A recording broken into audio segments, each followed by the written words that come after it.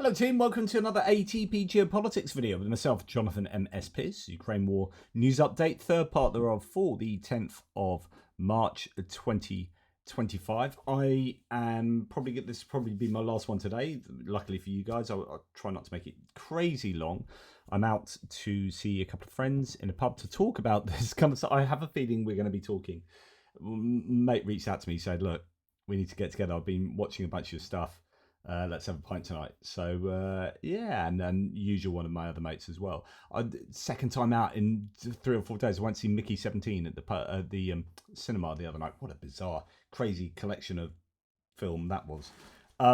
Anyway, let's get on with the geopolitical news of the day. I'm going to start with peace efforts. There are going to be these meetings. I do believe indeed Zelensky and his team already en route to Saudi Arabia to meet with the Americans. I think there's due to be meetings between the Americans and Ukrainians, and potentially the Americans and Russians, although the Ministry of Foreign Affairs spokeswoman Maria Zakharova for the Russians said that wasn't going to be happening. So I don't rightly know, but there is this acceptance that the Americans are going to try and force a capitulation or certainly concessions of some sort of the Ukrainians to force this peace to a critical point. And it's just incredible, isn't it? You see the victim on the road and you go and attack them for not wanting peace with their attacker as quickly as you would like. Like I always say with poor old Doris, it's like you're having to go at Doris for, her house being invaded. Those thugs are in there. They've taken the bottom floor. You go in and then you force Doris to her knees to make sure that she accepts that the bottom floor goes to the thugs and she has to live upstairs because you just want peace. We want a quick peace here. Yeah, it's completely unfair. It's my house. Just a quick peace. So Jürgen Naudit reports that the victim must make concessions. The aggressor is rewarded. The New World Order of dictators, Rubio, Witkoff, and Waltz, all will ask the Ukrainian delegation on March 11th about Ukraine's willingness to make significant concessions to Russia to end the war. That's according to Reuters. No report says US President Trump sees Zelensky as an obstacle, not a partner. Behind closed doors, Trump is reportedly trying to force Zelensky to resign through political pressure with no new US weapons for Ukraine as long as he's in office, according to the Bild. Now, remember, this is a German tabloid newspaper. This is being further reported here by Nexter. We'll go through this. So Trump links Ukraine aid to Zelensky's resignation. Donald Trump is reportedly pressuring Zelensky to step down in exchange for renewed military aid to Ukraine, according to the Bild. Trump's team has already met with Zelensky's rivals, Yulia Tymoshenko and Petro Poroshenko, to discuss potential elections.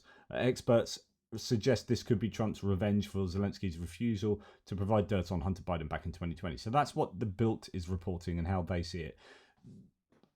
Take that with a large block of salt, maybe, but then again, don't, because that's pretty much what appears to be happening, to be perfectly frank. Anyway, there's Maria Zakharova refusing to admit that the Russians are meeting with the Americans, but I don't know, I guess they might well be.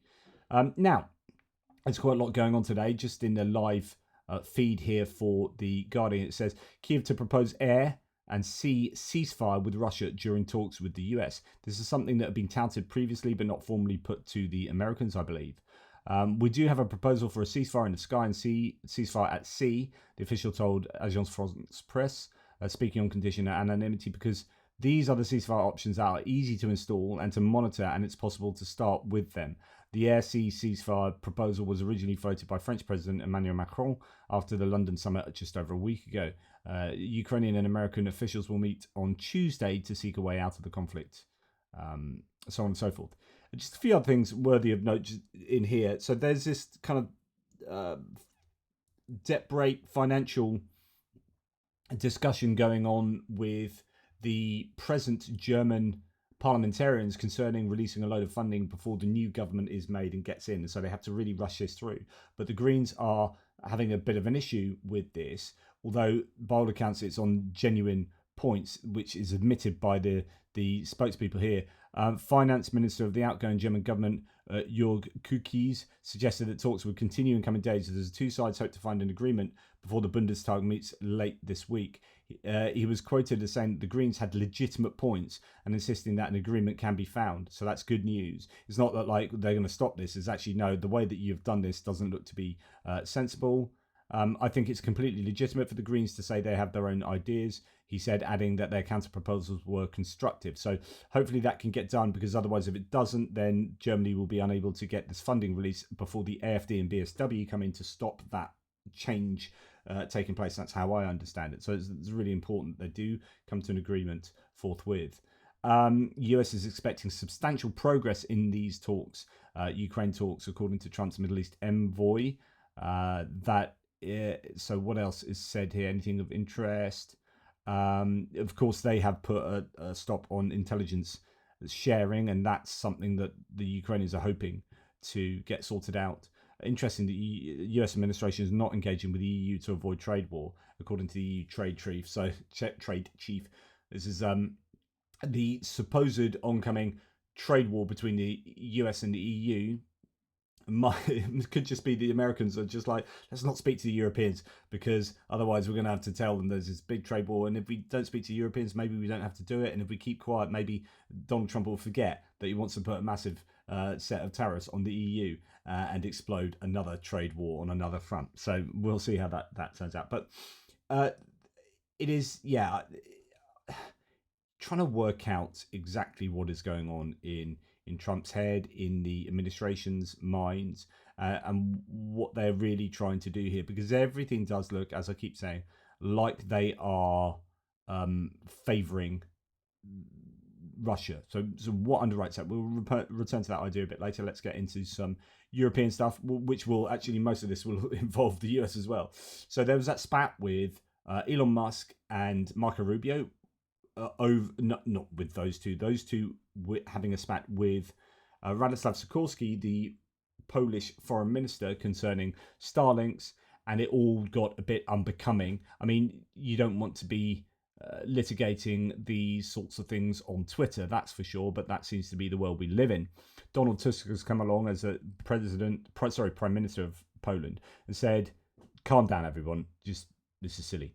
True leadership means respect for partners and allies, even for the smaller and weaker ones. Never arrogance, dear friends, think about it.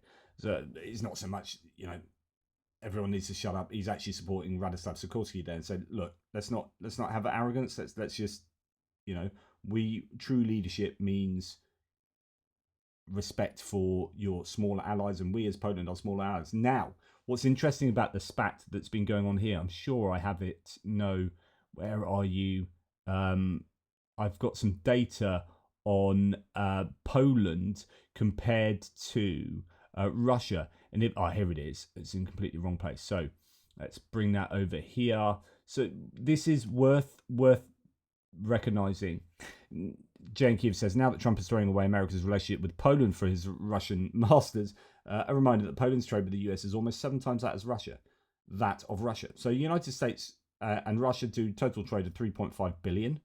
And the United States and Poland do $24.15 billion of trade. So who are you going to annoy? I guess this then goes back to, it's not just the trade of export-import, but it's what happens when you get into bed with Russia in a way that wouldn't happen if you got into bed with Poland much more closely. So if you had these, it's your big Chevrons and Exxon Mobils and whatnot that want to be doing massive trade with Russia by being the people involved in the hydrocarbons infrastructure in Russia. That's what they want back. They want that back online.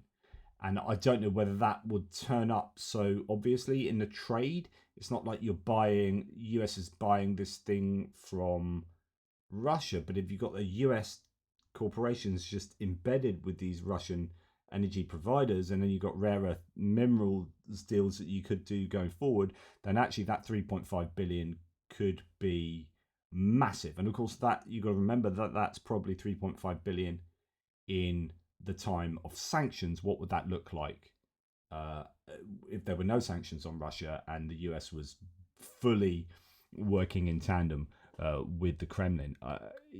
There would be huge trade there. So watch out for analyses like this. But as it stands, annoying Poland is probably, keep these things behind closed doors, guys.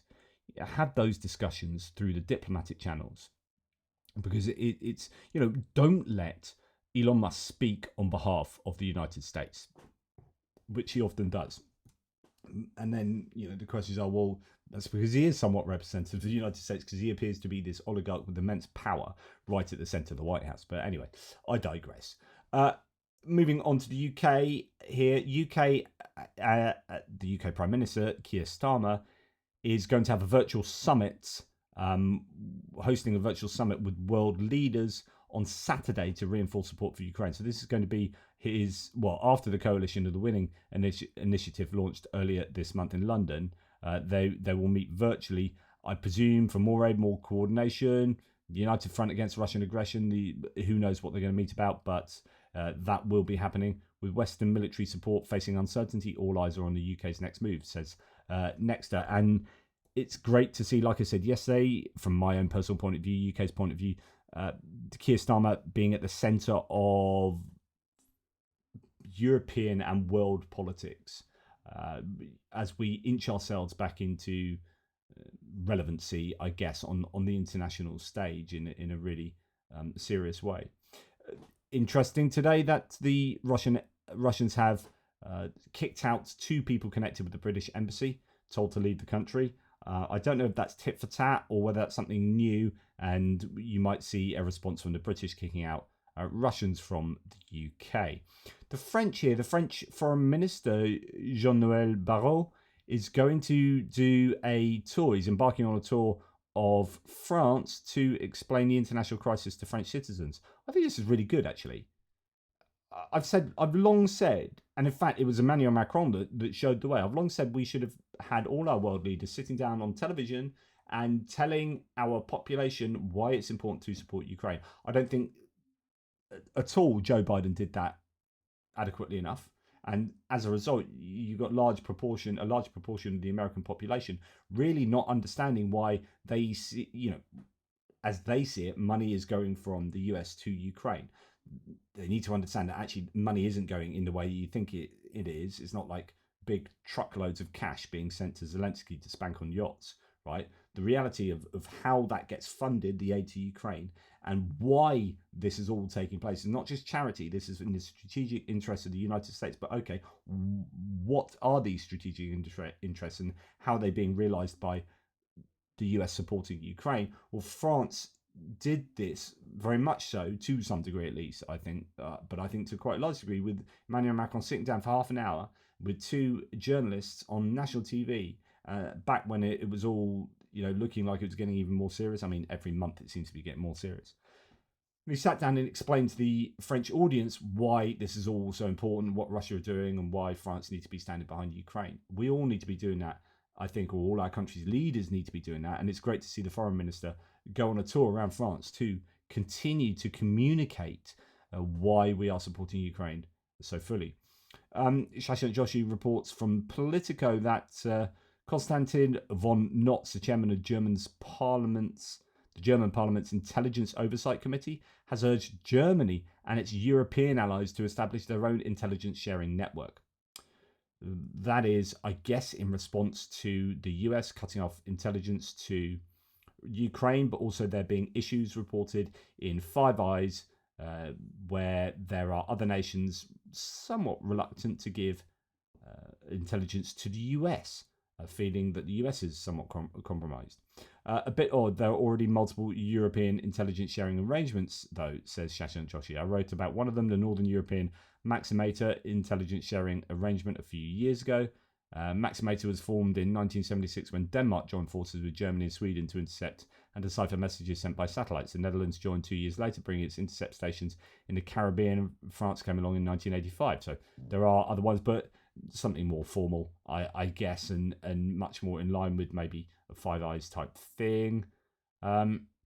Now, a lot of talk about Romania over the last 24 hours because not only has the former president of Romania, Traian Băsescu, who is very pro-American, or previously has been, stated, quote, that butcher in the White House is knowingly weakening Ukraine's defensive capacities in order for Putin to strike cities and critical infrastructure without warning.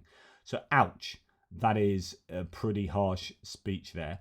The goal of Trump-Putin duo is the capitulation of Ukraine in order to open Russia's access to the Republic of Moldova and the eastern flank of the European Union. I don't disagree at all, but that is pretty inflammatory rhetoric. And then we hear that Călin Georgescu. Oh no, he is. I don't have it. I had to find out very quickly for you. So the really big news is Romania's electoral bureau has disqualified far-right and pro-Russia candidate Călin Georgescu from running in the presidential election rerun. Multiple Romanian channels reported yesterday. Quote, this is from Georgescu himself. Europe is now dictatorship. Romania is under tyranny. They blocked him from running. His connections to Russia and all these kind of illegal and problematic things that he's done and the way he's done them, and declarations that were not correct, as in, we haven't received any funding from X, Y, and Z, and then it's like, well, who funded all this TikTok campaigning that you were doing, etc., etc. And okay, and then they went and ransacked the houses of, or searched the houses of some of his peeps, and they were connected with neo-Nazis, fascist organizations connected to Russia, and then blah blah blah. Anyway, all of this has been sort of bubbling on, and then they voted. Was it something like, I don't ever remember this correctly, something like 10-4 to kick him out. But of course, statements like Georgescu's there have been picked up by people like Kel Surprise, Elon Musk and his lackeys. So they're like going, oh my goodness, it's giving, unfortunately, ammunition to those that think Europe really is a dictatorship, rather than understanding that people like Călin Georgescu are the ones who are anti-democratic, and that's why they're being prevented from running, because they're thoroughly compromised by Russia. Okay. Then we're going to move on. So that is a big bit of news. We'll keep an eye on what goes on in Romania. There is also this that I find fascinating. Marco Rubio, Secretary of State for the United States, didn't meet with Kaja Kallas on behalf of the EU. She came all the way to the White House, all the way to the US, and they had this meeting set up, and he cancelled it due to scheduling arrangements, which is exceptionally rude. And something else was thought to have been going on there, which is kind of a rejection of the EU. This is the US saying, nah, not really interested, sort of, nah, bye-bye. And then Marco Rubio meets with Botswana's leader. So Edward Hunter Christie says, not that I have any objection to Botswana being treated well, but it's interesting that little Marco found time to meet with the president of Botswana, but not with the European Union's High Representative Kaja Kallas. Unless... SpaceX. Yes, congratulations, Botswana. Just remember to stay in line. So really what's going on here? In my meeting with Botswana's president, we talked, says Marco Rubio, we talked about strengthening our partnership to make both our nations stronger and more prosperous. I also congratulated Botswana's launch of their first ever satellite with SpaceX. Oh, okay. Okay, I see what's going on here. Anyway, Botswana appears to be more important than the EU in terms of meeting the Secretary of State, and in terms of trying to sort out support for Ukraine and what's going on there. Absolutely incredible. Now, Mark Carney has won the Liberal Party's leadership race. He will now become party leader and also Prime Minister of Canada. This is a similar system to what we use in the UK, and it is a bit controversial, which is that the ruling party, so in the UK, and I presume Canada's the same here, the ruling party is a party that has either a majority or a minority formed government in coalition. But usually in the UK, with first past the post, we have a majority government. And you get in with more than half of the 650 MPs, so 326 MPs, and you get to form the government, and your Prime Minister is usually the leader of that party, who's also an elected member, right? I don't know if this differs with Canada.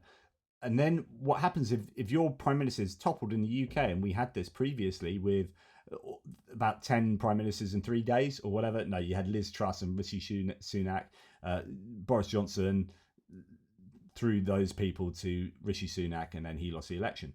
But Liz Truss and Rishi Sunak were just voted on by the members of the Conservative Party, as in members, grassroots members, get to then vote who should be the leader of the Conservatives to make them, therefore, by extension, Prime Minister of the country. But the population doesn't vote for that person. We don't have presidential elections. So you can say it's unfair, but it's difficult with that existing system. So you'd have to completely reform the system, because what was happening is essentially Conservative Party grassroots members were consistently, a couple of times voted as to who should be our Prime Minister, right? Here in Canada, you've got Justin Trudeau has stepped down, and as Liberal Party, the ruling party, as their leader and Prime Minister, so the Liberal Party then had an election to see who should be the Liberal Party leader, and it was quite overwhelmingly, I think 83% was Mark Carney over Chrystia Freeland, and he then becomes leader of the Liberals, and by extension, therefore, Prime Minister. So you might have some people on the right going, hey, hang on, we didn't vote for him. But it's difficult.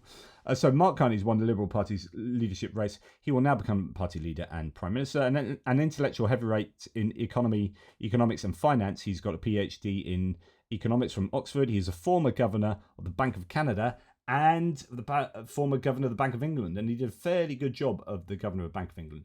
Hard to think of a leader with stronger credentials to help Canada overcome America's ongoing campaign of economic coercion. However, an election must be held later this year, so there is a forthcoming actual election. So Carney will have his hands very full immediately upon taking office, but he's going to be very strong in response to the United States and the trade war.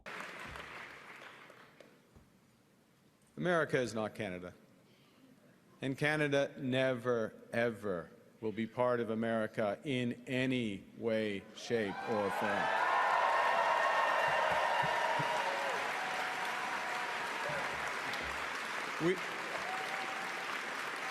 Look,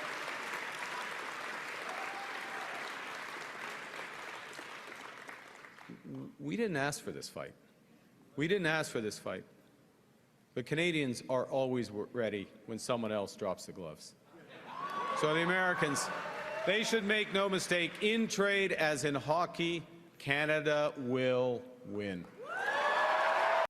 So that's pretty strong talk there, and I think he has to speak like that because his hope of getting elected in the actual general elections will be to get people to rally around a flag. Really seriously lean heavily on how hard they are going to be fighting against the Americans in the economic realm.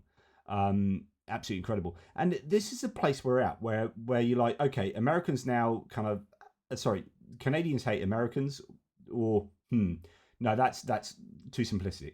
They don't at all. Canadians really, really despise the Trump administration by and large. Okay, the talk about becoming the 51st state of America, calling Justin Trudeau the governor of Canada, it's all insulting and it's bellicose. It's warlike. What are you doing? These are your closest of allies, surely. And then what they're doing with Greenland and Denmark, what they're doing in a potential trade war with the EU, what they're doing with Ukraine, what they are doing with Mexico, with Panama, with Colombia. It's absolutely incredible. And I've listened to a bunch of analyses about, it's easier to pick on your allies and your weak, you see your friends as weak, but these big strong men around there, he just wants this world of all these countries being carved up by your strong men, Xi Jinping, Vladimir Putin, and Donald Trump. He wants to be one of those strong men that's carving up the world, and so on and so forth. You can look into all of these analyses as to exactly what's going on here. But the end result is the United States is becoming less and less popular around the world, and it's quite incredible, at least among ally nations, right? So polling of UK, Germany, France, Poland, And the US on Ukraine finds clear majorities do not think Russia will stop at Ukraine. Starmer's approach is popular at home and abroad, and less than 50% of Brits now call the US an ally. Just think about that.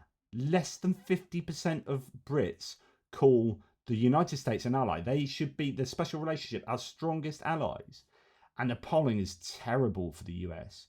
Europeans are ready to go it alone, but only in UK do the majority back sending peacekeepers. That's another interesting one. But really, I'm looking at the opinions on the US, and I speak to my parents and my partner's parents, and both sets of parents are quite strongly right wing. I'm very different politically from all of those four. My dad was in the Royal Navy. We lived around the world. He's got that kind of understanding of our place within, I guess, NATO, with our allies, and all of that. All of his life, he's been working with the same kind of sets of allies against, who we understood to be kind of the bad guys or the adversaries in the world. And then for the US to just do that right now, even though he's going through sort of early dementia at the moment, he's seething, absolutely seething, and my mum as well, and my parents. So like that's a generation that my dad was otherwise supportive of Trump, has now done a 180 shift. And if you just extrapolate what I'm hearing people, I'm talking to people, as you would know, if I ever go out, I'm going to be geeking it out with whoever I come across, and when I go down the pub and speak to people. This is a general sense around the country, and you listen to radio stations and whatnot. There is a definite move in this country to see America as unreliable and not the allies that they were just 6 weeks ago. So Michael Rice says America's dropping below France in Britain's estimation belongs in a short story about how the end of the world starts. I love that tweet. That's a beautifully constructed tweet there. America dropping below France in Britain's estimation belongs in a short story about how the end of the world starts.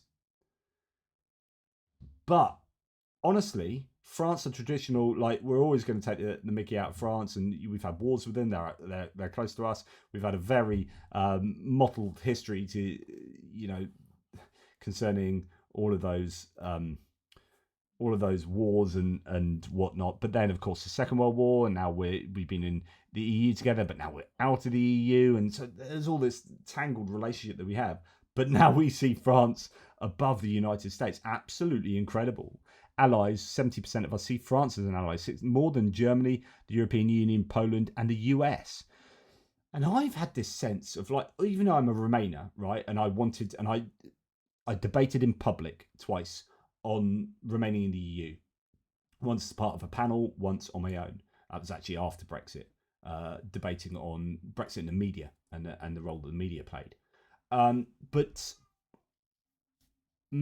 although I've been pro-European, I've never really felt like European. I look at it from more an abstract point of view where you solve global problems with global solutions. You've got to work together and blah, blah, blah. But I say, yeah, I do feel part of Europe, but not in a kind of like togetherness, kind of real identitarian kind of way. But actually, that is now growing, and it's a rally round a flag effect. I'm not even in the EU, but I feel that now you've got Russia over there, you've got China over there, and you've got the US now doing what the US is doing. It is pushing me to feel a sense of Europeanness. Like, we have to stick together, guys. And that is actually galvanizing my sense of European identity. Not even galvanizing it, it's actually producing it. And I wonder if any Europeans out there feel that. Both, in the UK and actually already in the EU, or Norwegian, Swiss, whatever. What's your sense of what Europe is and what you feel about Europe, and how does that merge with your identity? And how is that changing? Do you feel it's changing? There's a bit of a question for you, a bit of homework for you, because I'm feeling that, and that is particularly as a result of the actions of Trump and the Trump administration. To the point where you're starting to get lots of data points here, and I talked about this the other day, but Western Europe's favourability towards the US has fallen off a cliff and has continued to plummet. as a practical political matter, this is going to make it's increasingly difficult for politicians to support continued cooperation with America. So this is happening, right? So don't call this TDS, Trump derangement syndrome. Don't take it as a kind of practical, right? This is. I'm not trying to be in morality. We talk about normative ethics. Right? I'm not trying to tell you how we should be, but I'm talking about descriptive ethics, descriptive morality, which is this is what people feel.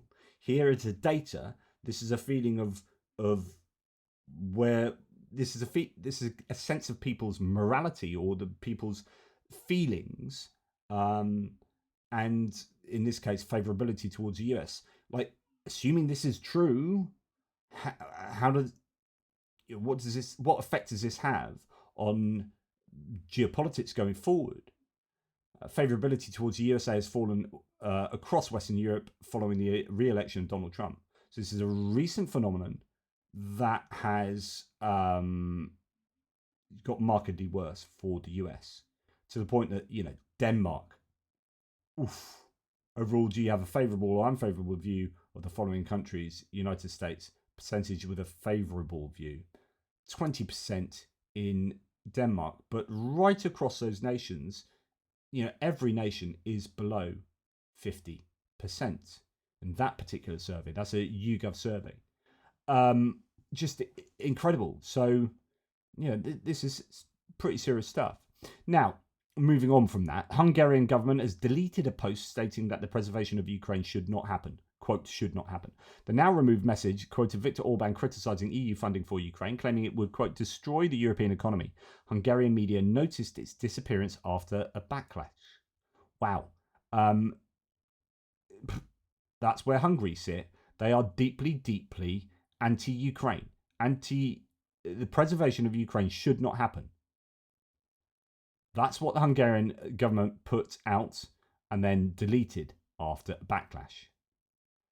So it's interesting to read something like this.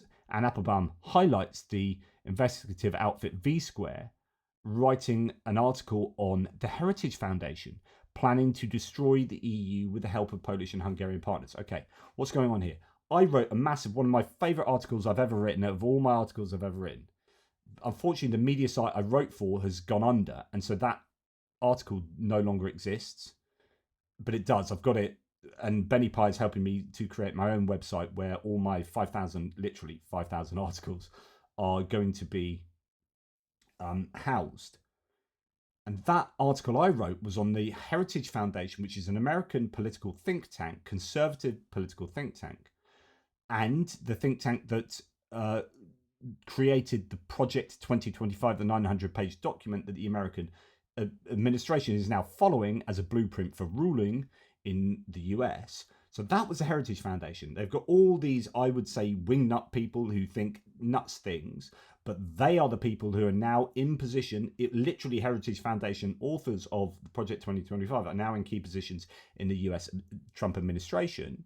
Heritage Foundation has a connection to Hungary. It gets some funding from two different organizations, the Bethany Foundation and the Danube Institute, which get their funding from propaganda, at least partly from the Hungarian propaganda department, which arguably gets its funding and certainly its directives from the Kremlin. So you've got this connection of Russian influence and money through to Hungary, through to the Heritage Foundation, which is now the Heritage Foundation, you could argue, is literally running the government in the United States. It is their entire ideology in a Project 2025 900-page booklet that they created that is running, and their people that is running the administration. And I could name all the people, people like Vorton, etc., etc. That is a problem. But then you've got adjacent people like Tucker Carlson, whose father is on the board of directors for a lobbying firm who lobbies for Viktor Orban. Tucker Carlson has interviewed Viktor Orban a bunch of times, been up on stage with him. You've had CPAC, the Conservative Conference, twice, I think, in Budapest.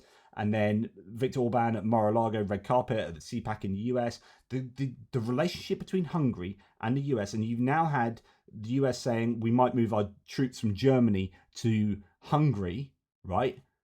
This relationship is super, super important. So that's why a report like this is worth paying attention to. Okay, so this V-Square report, renaming the EU, dismantling the Commission for what Polish and Hungarian illiberals seek US backing. So the Trump administration's most influential think tank, the Heritage Foundation, is receiving proposals from illiberal forces in Poland and Hungary on how to shape the future of the European Union. The proposals obtained by V-Square include dismantling key EU institutions and renaming the entire bloc.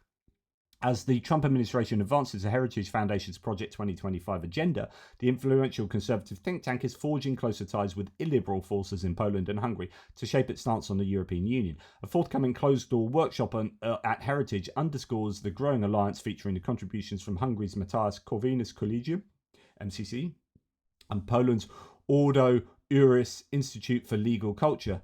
MCC is essentially a gongo, a government-organised, non-governmental organisation serving as a front for Viktor Orban's government, while Ordo Iuris has close ties to Poland's right-wing Law and Justice opposition party, PIS. The Hungarian-Polish duo is set to present proposals to the Trump administration's leading think tank on dismantling the European Commission and European Court of Justice, as well as renaming the European Union to the European Community of Nations. An invitation to the event sent by Heritage's former Vice President James J. Carafano and obtained by V-Square highlights its significance. Quote, "The future of EU treaty reform will greatly impact transatlantic relations. Understanding how this might unfold is critical for those invested in a Europe that is whole, free, at peace and prosperous. To that end, we have organised the important workshop on March the 11th at the Heritage Foundation. Central to the discussion will be a new report titled The Great Reset, Restoring Member State Sovereignty in the 21st Century, prepared by both those two, MCC and Ordo Iuris. The report presents two parts for EU reform, advocating for decentralised model in opposition to the 2024 push for deeper European integration through treaty amendments. This aligns with the long-standing efforts of Hungary's government and Poland's former ruling party to undermine European Union institutions." So this is Euroscepticism. Heritage Foundation is championing that, and they are in charge of the American government. And we know, I've been telling you for ages that Trump hates the EU, that he hates alliances, he doesn't like NATO, doesn't like the EU. He sees the EU as a competitor, as now really formally an adversary, I would say. And anything that undermines EU unity is something that he's going to be keen on, which puts him in total alliance with Vladimir Putin. Putin was a massive advocate of Brexit. He wanted the EU to be undermined. That's why he supported AFD. And you had JD Vance and Elon Musk supporting AFD. They are supporting, the American administration are supporting quite openly. Like, this wasn't, you had Elon Musk platforming Alice Weidel, for goodness sake. You had JD Vance coming over and meeting with Alice Weidel at the Munich Security Conference, or at that time. So this is a pretty, I'd say, quasi-formal, I'd say it's an absolutely formal advocacy of Euroscepticism, of anti-EU thoughts. That is coming from the American government. It's coming clearly from the Russian government with the troll farms and bot farms and everything he does to undermine the EU. And this is where I get a sense of we're being attacked from all sides. It goes back to my sense of identity. I'm not in the EU, but I get this sense of these people are attacking us from the outside, and they're getting people from the inside to try and pull us apart as well. And we need European unity. And anyway, I won't go further into this article, but V-Square seem to do some really important work on with this kind of investigative journalism that they do. And it's worth looking into this in greater detail. The Heritage Foundation, honestly, these are bad guys. These are bad people doing bad things. All that I see going on in the Trump administration, the ripping it apart, and the firing and the sacking and the etc., that is all, in my opinion, Project 2025 Heritage Foundation ideology. Now, the good news here then is the party of Trump's favourite pro-Russian Hungarian kleptocrat, Viktor Orban, is now officially losing the polls, while the party that wants to jail him for looting the country is number one. So this new Tizia EPP party, 44% against Fidesz's 39%.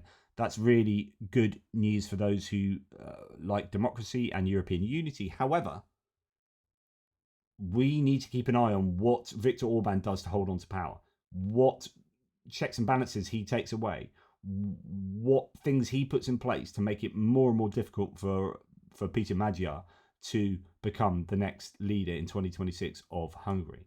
And you can bet your bottom dollar that Orban's going to put a heck of a lot of effort into that. Right, in terms of the US and Ukraine, it's great to see Senator Mark Kelly, who was up for one of the VP nominations for VP nominee, if you see what I mean. So Kamala Harris was running to be president, so she was the Democrats' pick, and then she picked Tim Walz to run as a VP, but out of a pool of others who included Senator Mark Kelly. Now, Mark Kelly is the Arizona senator, who's a former astronaut and pilot and military man, and still is to some degree. And I don't know what his role is, but I know that he was involved in the training of pilots in some way, in Ukrainian pilots in the US, or anyway. He is a massive advocate for Ukraine. That's why I fancied him as a VP. He said, "I've just left Ukraine." So this is, I know you just hear me slag off the US all the time, but I'm not. I'm slagging off the Trump administration that I think is terrible for Ukraine. Someone like this guy was vice president right now, right? If this man was vice president of the United States, my goodness, you'd be in a different position. And all those polls I was just talking about, that wouldn't be what people thought around the world. That wouldn't be what people thought in Europe about the US. Okay? So these are the good guys. This is a good man here. What I saw proved to me, he says, standing next to the tanks. You've seen videos of me next to those tanks, those vehicles. That looks like self-propelled howitzer, actually, is it? Oh, I don't know, can't tell. Just left Ukraine. What I saw proved to me, we can't give up on the Ukrainian people. Everyone wants this war to end, but any agreement has to protect Ukraine's security and can't be a giveaway to Putin. Let me tell you about my trip and why it's important that we stand with Ukraine. Here's a bit about communication here. This war started with what Putin thought would be a 3-day operation to take Kiev and control of all of Ukraine. Now, 3 years later, that hasn't happened. American and allied support has been a big reason why, but I saw how cutting it off now risks everything. So many Ukrainians have laid down their lives for. And while our support hasn't been free, we haven't sent even half of what the President Trump says. Hospitals should never be targets in war, but Putin is a war criminal who targets hospitals routinely. I visited one in Kiev. Injured soldiers told me how they want to get back to the fight. Nurses shared their stories of the invasion with me through tears, stories of violence that women and children of Ukraine suffered during the invasion. These nurses told me how they witnessed Russian soldiers raping children in front of their parents and then murdering these children in front of their parents. Horrendous war crimes which can never be forgotten. Donald Trump says he trusts Putin and is trying to make him look like a friend and a good guy. I look forward to seeing Putin rot in prison. That's a rhetoric we should be having, because it's true. This is a terrible human being.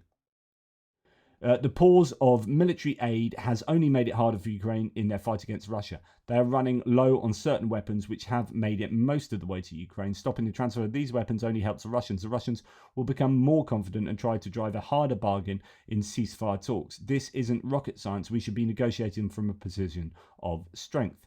Donald Trump is trying to weaken Ukraine's hand, and we are owed an explanation. If Putin gains ground, he won't agree to a ceasefire and will eventually threaten a NATO ally, and this puts American troops and American people at risk. I met with Ukrainian pilots, one who I'd met in Arizona when he was learning to fly the F-16. That's kind of what I was talking about. They are flying challenging combat missions against the Russians, who are protected by considerable electronic warfare and surface-to-air missile system defense. They've learned a lot, and they are getting better and having more success. When Trump cut off these pilots from US intelligence that they need to plan their missions, he blinded them to the threat and put them and their aircraft at risk. But worse than that, it helps the Russians advance further into Ukrainian territory and murder more Ukrainians. President Trump says the Russians are hitting them hard in a tone of voice that implies approval. It is sickening to see that from an American president. Hitting them hard means more dead Ukrainian kids.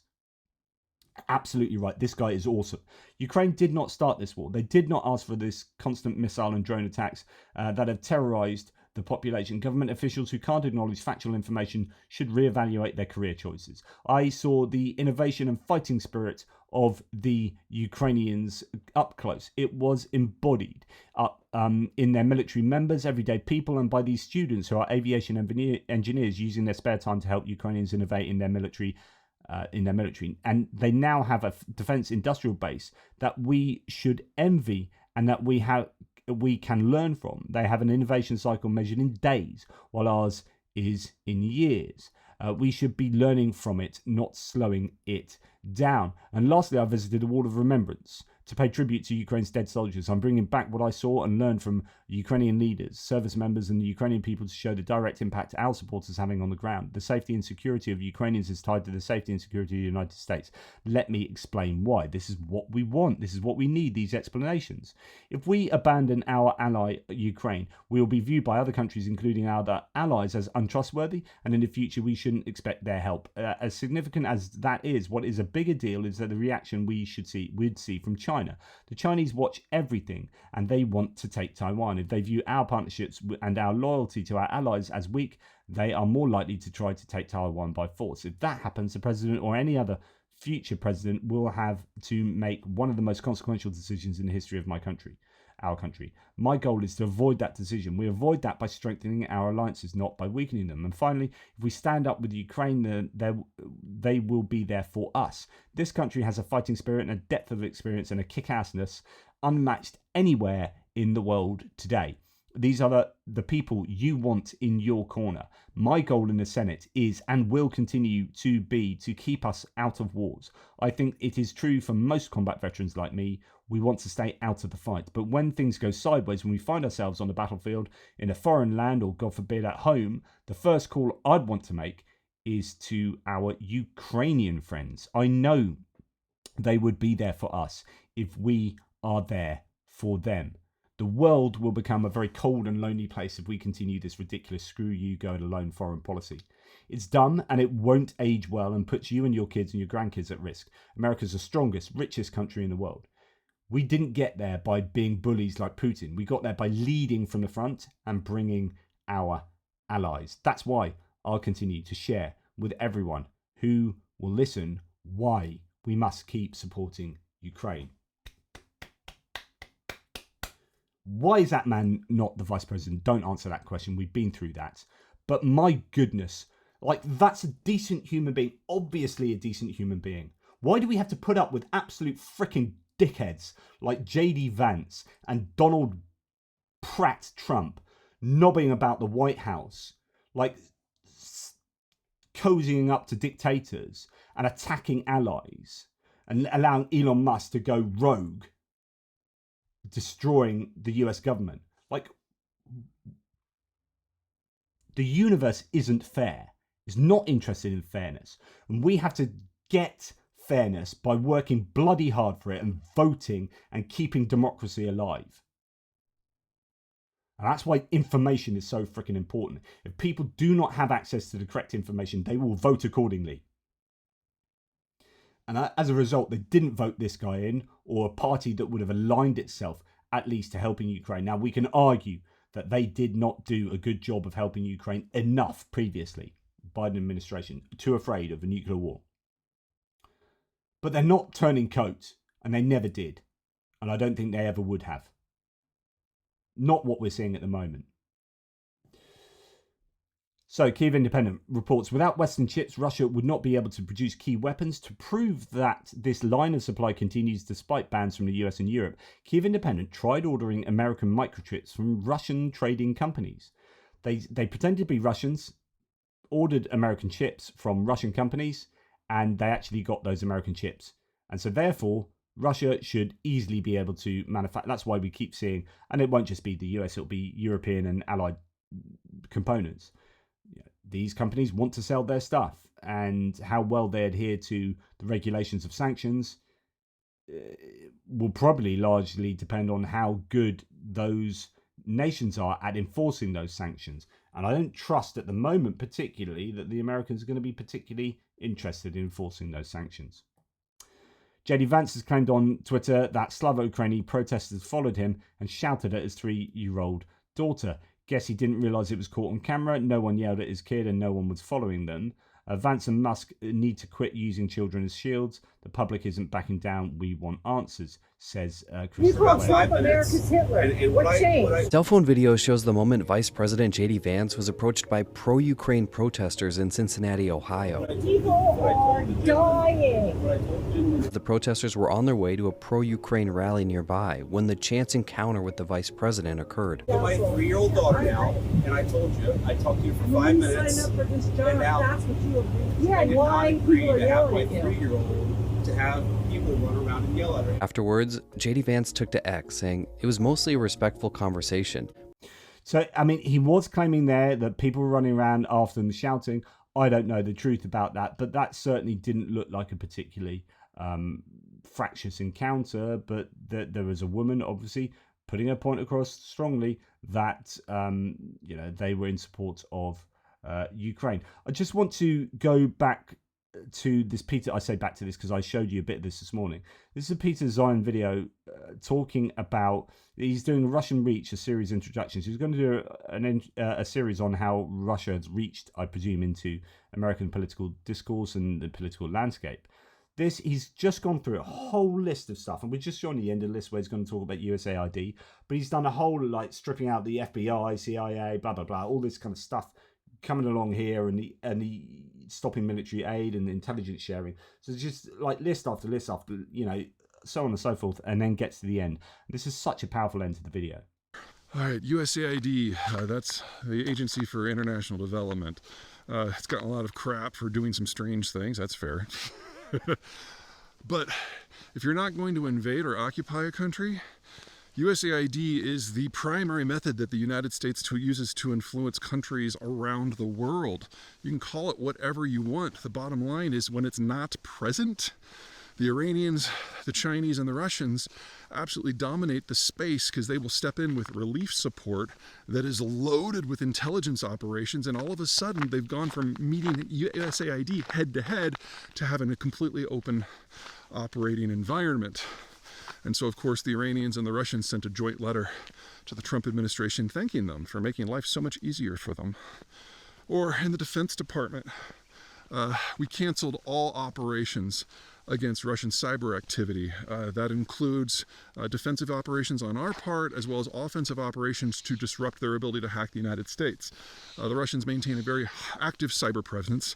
They're not just hacking our elections and our media and our power grid and our water and our food supply and the stock market. They're going after you specifically because part of the Putin alliance that rules Russia includes organized crime out of St. Petersburg. And so most of those cyber things are linked to Russia in one way or another. And we have basically decided just to lay back, open our legs, and let whatever happens, happens. This isn't MAGA policy. This isn't toddler syndrome. This isn't even incompetence. This is too much, too soon, too holistic.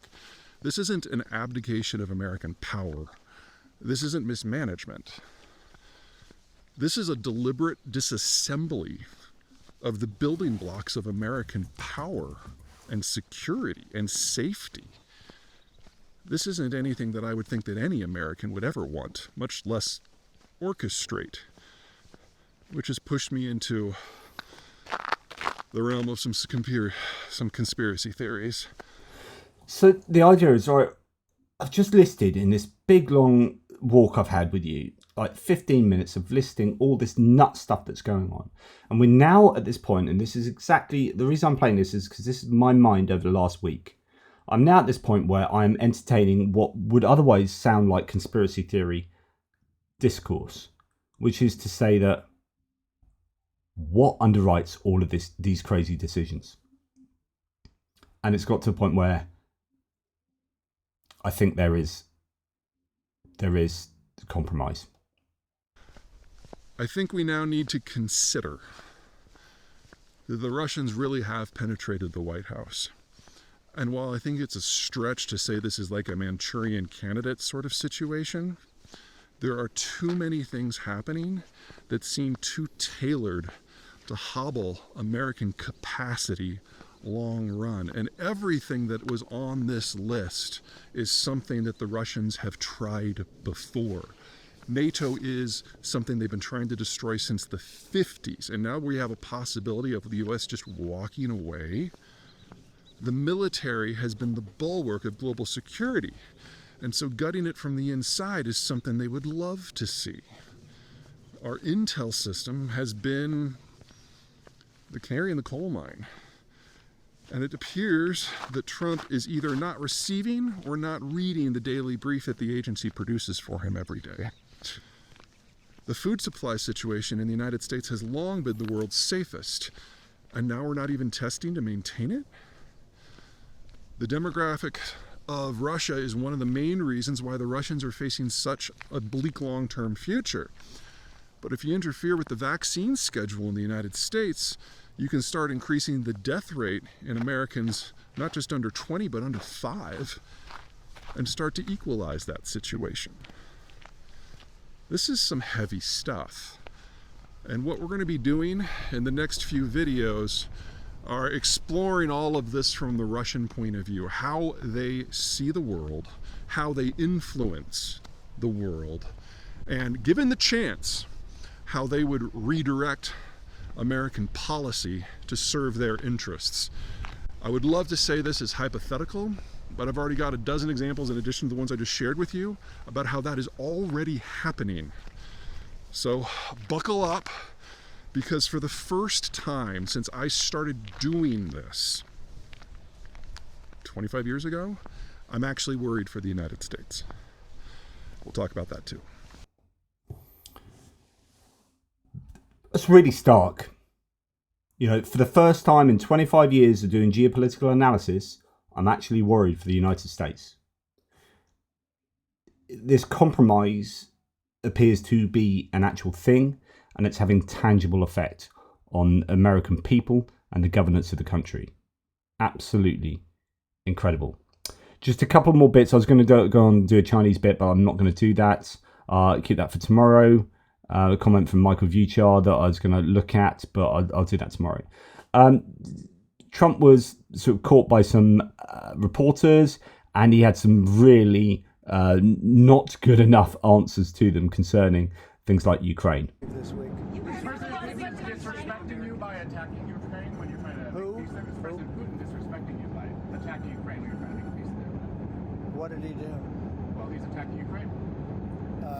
Just to allow you, because it's very difficult to hear that. He said, do you believe Putin is disrespecting you by attacking Ukraine while you're doing the peace talks? Is actually what he said. And then Trump goes, what did he do? He said, well, he's attacked Ukraine, bombing Ukraine while you're trying to do peace talks with them. Do you think that's disrespecting you? Is he disrespecting me? Yeah. Who are you with? I'm Michael Burnbaum, the Washington Post. So rather than answer the question, he saes, who are you with? Washington Post. Don't need to speak to you. You've lost a lot of credibility. Go ahead. What else? And he won't answer that. Really good question. You're talking about disrespect. You talk about Zelensky who's fighting for his country's existence, and you talk about how he's disrespecting you. But what about Putin? In this context and that context, you're from the Washington Post, not going to talk to you. I just think that's absolutely unbelievable. Julia Davis says, so not wearing a suit is disrespectful, but bombing Ukraine while assuring Trump that you want peace, that's not disrespectful whatsoever. Absolutely incredible. Anyway, there you go. I'm going to leave you with this last thing because I think this is lovely. And talking about the difference between, Putin and Zelensky, the two countries, the two leaders. And actually, we can look here at the difference between, Trump and Zelensky. Zelensky spends almost all of his time fighting the Russian army and rallying international support for Ukraine. Yet his wife and he look happier than Trump and Melania. I love the humanity here. This is with Piers Morgan. Now, I'm not a massive fan of Piers Morgan, but actually I do like that he's a strong supporter of Zelensky and Ukraine, generally speaking. And he is going out of his way to give Zelensky a platform here. And I think that is good. So I presume this is coming from a forthcoming interview. First Lady, is it true that he didn't tell you that he was going to run for president? Say true. Say true. Well, he forgot. He forgot? You forgot to tell your wife you're running for president? He understood that probably I wouldn't have been fond of this idea and that it would take a couple of hours of very difficult negotiations with me. That is why probably each day he was thinking that this is the day, that this is the moment, I should tell her, you know, but he kept postponing it. Then it was on TV. I saw his New Year's address. It was New Year's night and found out he was actually running. Що я збираюся йти. Wait a minute, Це різні. you found out on TV? Really? Mr. President, really? You announced it on television before you told your wife? I was not laughing so much, so loud last 5 months. Yes, he was sitting next to me. There was a long pause, you know, some 10 minutes. Really interesting insight there, and obviously that got cut a little bit and whatever. The bits that you miss out with probably where he's starting to laugh, and this whole idea that he hadn't told his wife that he was running for president of Ukraine until she saw it on TV, and this whole carry on. But the fact that he was sat there laughing with, genuinely laughing with Piers Morgan, and said, I haven't laughed this much in 5 months. I think tells you a lot about the last 5 months for poor old Zelensky. But also there's just a little insight to his humanity. Here's a guy that was a comedian that was he has a law degree as well. He's a clever guy, but he has a you know, he's been around entertainment, and goodness me, the last 3 years won't have been entertaining for him. But he's a man that will be in touch with humanity and in touch with what makes people tick, and trying to unlock that to give them joy in their lives. And we see an element of that there, a bit of laughter in him, and you just get a sense of, you know, who he is and the warmth of someone when you have that kind of reaction to things. And like I've said before, I don't think I've ever seen Donald Trump laugh, and the only time that he shows mirth is at the expense of other people. There's never any kind of real common like laughter at the joy of something, you know, wonderfully funny and heartwarming in that sense. And I certainly don't expect Putin's ever reacted like that. You know, it just, there are little windows you get into people's lives and who they are, and I think I know, whatever, it's him laughing, whoop-de-doo, but the closeness of his wife, the hand that she puts on him, you know, these are decent human beings who have been thrown into an impossible situation and are doing the very best they can, and yet he's the one that's disrespectful, and he's the one that, you know, I just think it's terribly unfair that the world, much of the world, is victimizing this guy and treating him somewhat vindictively. And we all should be celebrating who he is and what he stands for. And many of us do, of course, but it's just really frustrating when you don't see that in key individuals around the world. And, you know, rather than say, well, yeah, of course, Putin is disrespecting our attempts at making peace by bombing the shit out of Ukraine. Rather than saying that, you have someone that can't even answer the question. It's not acceptable. Anyway, that's enough from me. Take care, guys. Speak soon. Toodle pits.